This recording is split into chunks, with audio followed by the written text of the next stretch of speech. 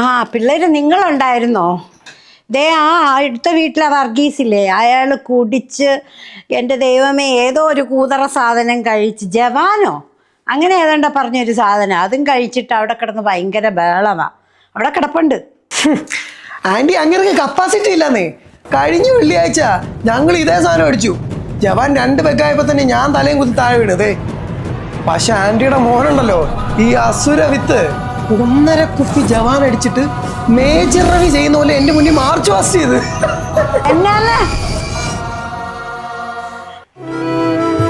கைவீசும் பூங்காத்தே நீ எங்கு போனாயோ, யாரென்று சொல்லாமல் நிழல் போல நடந்தாயோ.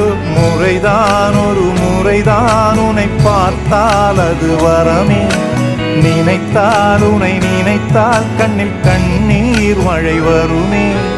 யாரோ யாரோ நீ யார்